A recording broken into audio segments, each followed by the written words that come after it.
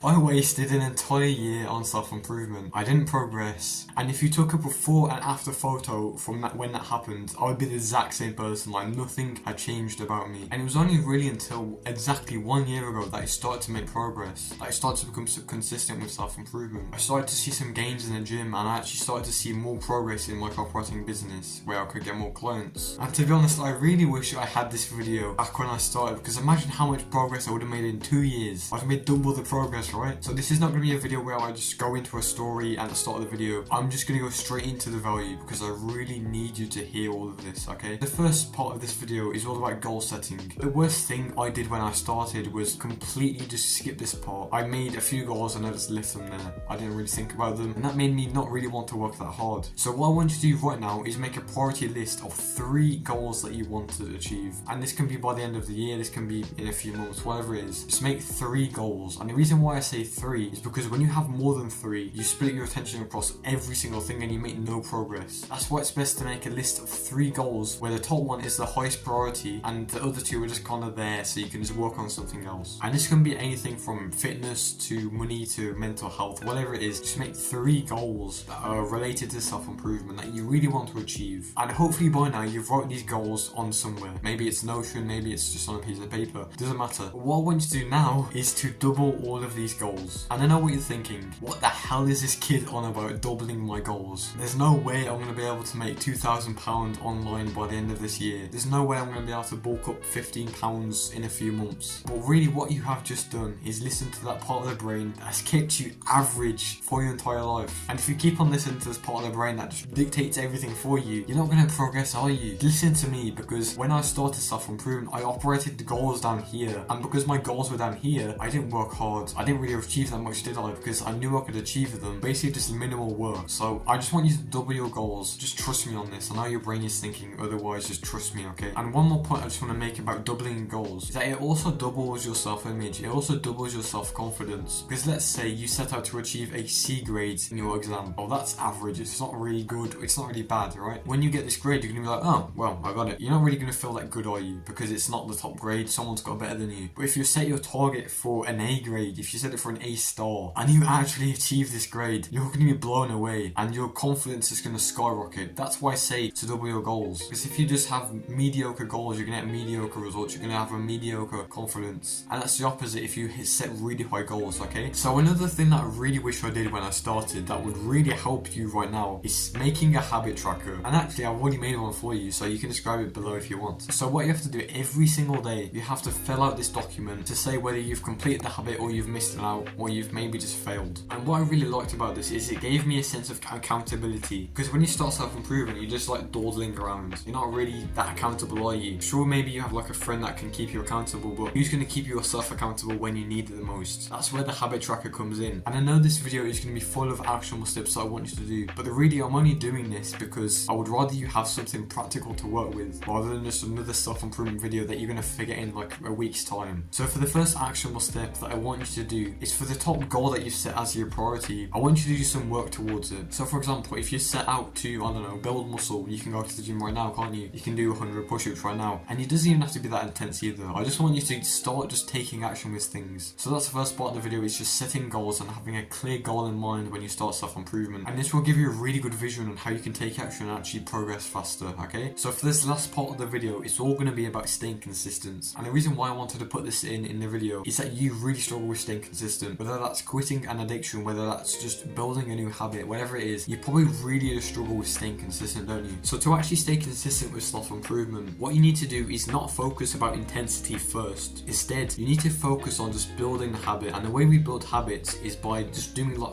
1 minute a day, 2 minutes a day, until we do it every single day. And it's basically just subconscious for us to do it. You know, like with your scrolling addiction right now, you don't really have the desire to scroll. You just pick up your phone, go on YouTube, go on TikTok, and just start scrolling, don't you? But that's because it's subconscious. And that's the same thing we want to do when we build a new habit. So let's say, for example, we're really struggling to go to the gym every single day. Well, what we need to do is not think about going to the gym. Instead, we can start to do like home workouts. We can start to do those, you know, like 60-minute ab workouts you see on YouTube. You can do one of them. And then once you get into the routine of just doing exercise every single day, that's when you can start to think about your next workout routine or that gym you really want to go to, right? And the way you know you've actually built a habit to begin with is basically just doing it without thinking. Like when I go to the gym now, I don't think. I'd just say, right, let's go to the gym, and I would pick myself up from my chair and I'd just go in the gym. I don't have to I don't have any resistance to stopping me from going to the gym, which is probably like you, and that's because you're just focusing too much on intensity. So just focus on building the habit first, and then it will be so much easier to stay consistent. And the last thing I want you to know is that you are going to have bad days, whether that's with the gym, whether that's with your business. You're not going to work as hard, and that's totally fine. And I won't lie to you, I have bad days myself. Sometimes I don't work as hard in the gym. Sometimes I kind of just slack on my work a bit. I keep on scrolling, and that's fine. But what we really want to do is just find these really productive days. That's where we make the most progress. That's what we really want to strive for. So goodbye, have a nice day. You're gonna elbow in the face again. I need to move closer, bro. Goodbye.